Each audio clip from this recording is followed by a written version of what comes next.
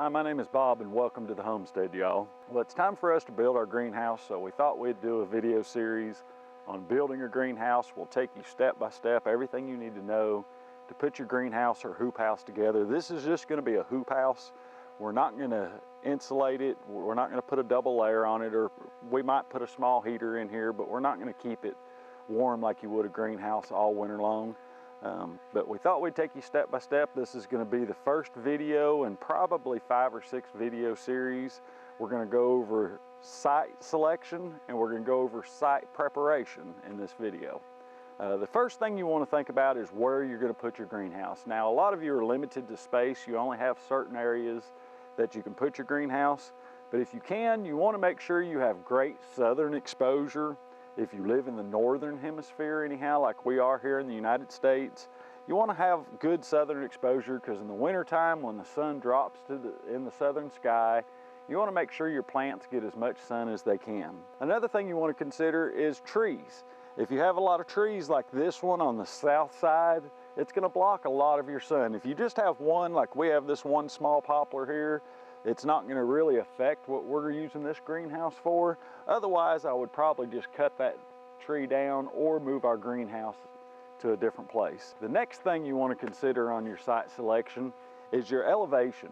You don't want to put your greenhouse down in a bottom or have a big hill sloping down to your greenhouse, because when you get heavy rains, then your greenhouse is going to flood.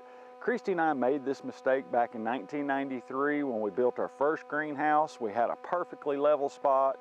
We had great southern exposure. There was no trees. It was exactly where we wanted it. But what I didn't consider when I built it was that there was a hill on 2 sides of us, one coming down on the south side and one coming down on the west side. And when we got heavy rains, the greenhouse would flood. Now, it wouldn't flood real bad. We had pea gravel down, and then we had 2 foot by 2 foot stepping stones in there also, so we could still get in there and work. But there would be about 1 inch of water inside the greenhouse during heavy rains. So you want to make sure that you don't put it somewhere that it's going to flood on you, or at least not flood very often. The next thing you want to consider on your site selection is how close it is to your garden, or how close it is to your house. How far are you going to have to be walking to it? You want it centrally located to where it's not too far away. If you have plenty of land and you don't mind walking, then that won't be a consideration. The next thing you want to consider on site selection is your availability to water. Your greenhouse is going to use a lot of water for your plants, so are you going to be hooked up to city water? How easy is it going to be to get to your site? Are you going to be hooked up to well water? How easy is it going to get to your site? Or are you going to put cisterns in? Now, that's what we're going to do, is put a cistern in here. We're going to put gutters on our greenhouse and catch water in a cistern, and then it's going to be gravity flow. And I might put a small DC water pump, because we are off grid here, so I'll throw a solar panel up and have a small water pump. And that brings me to our next site selection problem, and that's electricity. Your greenhouse, you're going to need some kind of fans. You can do roll-up sides on a greenhouse like we're doing, and that's exactly what we're going to do, is roll-up sides. But you have to have a way to move air in and out of your greenhouse throughout the year. You also need lights. If you're going to be out here at night, you're going to need lights. So you need to consider electricity, whether you're going to do solar, whether you're going to do wind, or whether you're going to have power hooked to it. Okay, the last thing I want to talk about on site selection is room to expand. Can you make your greenhouse bigger if you want to? Trust me. Like I said, we built our first greenhouse in 1993. Once you get your plants inside your greenhouse, you never have enough room. If you're like I am, you love growing plants. Christy and I love it. We enjoy it. You never have enough room, so think about expansion. Wherever you put your greenhouse, think about having enough room to expand.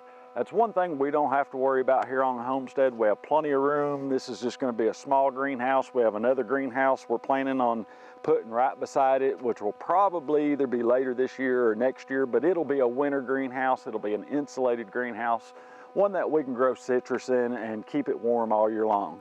But for this one, I'm not too worried about expanding. I could expand off this backside if I wanted to. But that's one thing you need to consider before building your greenhouse. If it's not big enough, do I have room to make it a little larger? That might make a difference on moving it 8 or 10 feet one direction, depending on how much land you have, but it's still something to consider on site selection. Let's talk about site preparation a little bit. You can see we have our site prepared. I did this last summer. This spot that we wanted to put the greenhouse, which was located right next to our garden, wasn't real level. It wasn't that steep a slope, but I still had to bring dirt in here to build it up. Luckily, we had plenty of dirt on the other side of the homestead, and I was able to bring my tractor and level all this up. But you can see on this end, it's level with the ground or a little bit above the ground. And all the way to this end, it goes to about 18 inches above the ground. So when I set my transit up and I shot the spot, I marked it off with flags and took a couple readings on this, I realized I was gonna have to build this end up about 18 inches, which was perfectly fine for me because I wanted the greenhouse up higher. Like I said before, the first one we built in 1993 flooded on us when we got heavy rains. And I thought by raising the greenhouse up in this position that it was going to work great, and it has. I've let this ground settle now for about 9 months. I left the fabric off of it for the first couple months. I packed it with my tractor real good and let the rain and gravity just pack this soil. Plus our animals have been on here, the horses, goats, pigs, chickens, everything have been on here. We've walked across it a whole lot. Then we put our landscape fabric down so that way we didn't have to worry about any kind of weeds growing up in it while we were waiting for the ground to pack. So it's compacted good now. I don't have to worry about it settling at all at this point. But when you consider your site preparation, you know, if you're gonna put it in a place that you have to cut trees down, remember you're gonna have to push those stumps out. Okay, once you push those stumps out and you put dirt back in that soil, as it compacts, you're gonna have an indention, you're gonna have a low spot. So you wanna do that months in advance, because anybody that's ever cleared any land, you know you get stump holes even a year or so after you fill those stump holes in. That ground settles, it packs, and you'll have a low spot. So you wanna do that site preparation way in advance of building your greenhouse. Now, if you don't have to cut any trees down, you don't have to pull any bushes out, and you're doing it on grass, then you're perfectly fine. You're not gonna have to wait that long. You could do your site preparations and build your greenhouse the next day if you want. Consider that as you're preparing your site.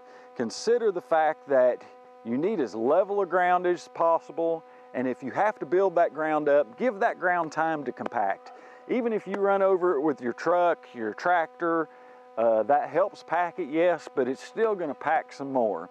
So after it sits for a while, you wanna come back with your transit, shoot it again, and make sure that it's level from one end to the other. Okay, the next thing you wanna consider on your site preparations, where your utilities are coming in. Like I said earlier, when you're selecting, hey Hope, when you're selecting the site, you know, we talked about water and electricity. So if you're gonna have water and electricity coming into your greenhouse, when you start preparing your site, you need to consider that. If you need to dig ditches to come in, if they need to come in up and under your greenhouse on one end or the other, or on the side, wherever you're gonna bring them in, you need to consider that during your site preparation, so that way you can plan for it. It's a lot easier to get a ditch witch in here right now compared to when you get your greenhouse built. Because when you get your greenhouse built, you can only go so close to it, then the rest you're gonna have to dig by hand. So if you can prepare that right now at this step, then it's gonna make life a lot easier for you. Okay, the next thing to consider on site preparation is the foundation that you're gonna use for your greenhouse. Now, there's all different kinds of foundations out there. I'm not gonna go through every one of them, but just consider what type of foundation you're gonna use, because now is the time to get your foundation in the ground. This is just gonna be a hoop house, so all I'm gonna be doing is driving pipe 3 foot down into the ground, and I'm not really building an actual foundation for my greenhouse to sit on. But this is just gonna be a polytunnel, just a hoop house. It's not gonna have a lot of weight on it. But if you're building a greenhouse that's gonna have a lot of glazing, heavy glass, even polycarbonate, you wanna make sure that you have a good solid foundation. So now is the time to prepare and to pour your foundation. If you're gonna do a concrete foundation, Now's the time to do it during your site preparation before you start building your actual greenhouse. This is most of the things that I've thought of over the years that building greenhouses or preparing for them, but it's not everything. Do your homework, look at greenhouse websites. The more you can do at this point of building your greenhouse, the better off you're going to be. Because now is the time to get all that work done, to get that infrastructure into your greenhouse before you should actually start building it.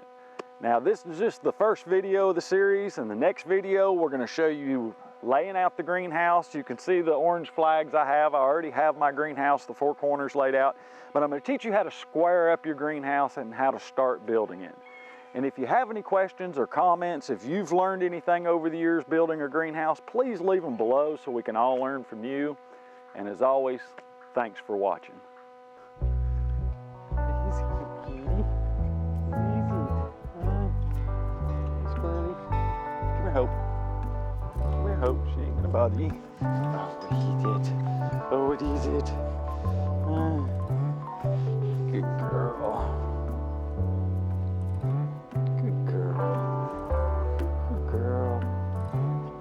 I see you, cat. Oh. Life on the homestead. Animals everywhere.